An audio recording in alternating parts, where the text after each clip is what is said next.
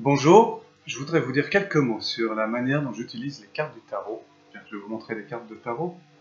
Voilà, on voit ici deux cartes que j'aime beaucoup. Enfin, ce sera l'objet peut-être d'une autre petite vidéo. Les cartes du tarot, pour moi, ce ne sont pas utilisables pour faire de la prédiction d'avenir, mais elles représentent notre relation avec quelque chose de plus profond et intérieur en nous, qu'on peut appeler notre subconscient, voire notre ego, voire peut-être au-delà de ça, même, on peut imaginer quelque chose au-dessus de tout ça, qui définit en fait des lignes d'énergie, des lignes, des chemins. En aucun cas, le fait que ces lignes puissent apparaître à travers la lecture des cartes ne prédit quoi que ce soit, dans la mesure où justement le fait de prendre conscience de ces lignes et de les amener dans notre conscient depuis quelque chose de beaucoup plus profond et intérieur est susceptible de modifier justement les chemins en question et nous ouvrir de nouvelles portes.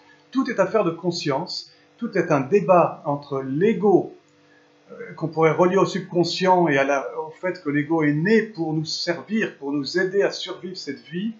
Cet ego est relié à notre mental, il y a un dialogue entre les deux sont amis, se supportent l'un l'autre, il y a une logique, il y a du rationnel, il y a également ce que nous recevons à travers peut-être les cartes, ou peut-être une connexion au-dessus, et il y a également l'intégration de tout ça en nous-mêmes, je dirais ce qui fait le cœur de notre être incarné. Et tout ce dialogue-là, lorsque nous travaillons soit en thérapie à travers les cartes, soit en thérapie émotionnelle pure, soit à travers toutes sortes y compris d'ailleurs des massages, puisque dans le corps il se trouve des mémoires.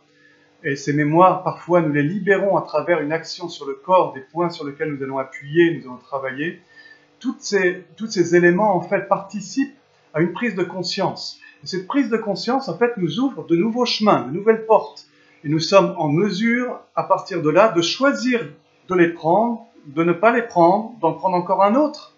Tout est possible. Il n'y a pas de divination, l'homme est libre, et c'est bien là son essence primordiale.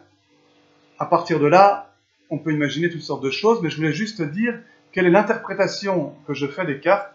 Je voulais préciser que je suis quelqu'un d'extrêmement rationnel, que je ne suis pas religieux, et que mon interprétation des choses est un peu l'intégration de plus d'une vingtaine d'années d'expérience, de cheminement divers et spirituel. Voilà, je vais m'arrêter là, et puis on essaiera de faire une autre petite vidéo, peut-être sur un sujet un petit peu plus précis. Et je vous laisse avec ces deux symboles que j'aime beaucoup. En fait, l'un, ça représente en fait la carte qui me correspond d'un point de vue numérologique, et puis ça, c'est la carte du fou, je l'aime bien, j'ai cherché à côté d'autres cartes, mais enfin bon, juste pour dire qu'on a énormément de symbolique, et que le symbolisme, c'est quelque chose qui rentre dans la culture de l'humanité, dans chaque culture d'ailleurs, il y a des symboles qui lui appartiennent, et c'est avec ça que nous travaillons. Voilà, à bientôt.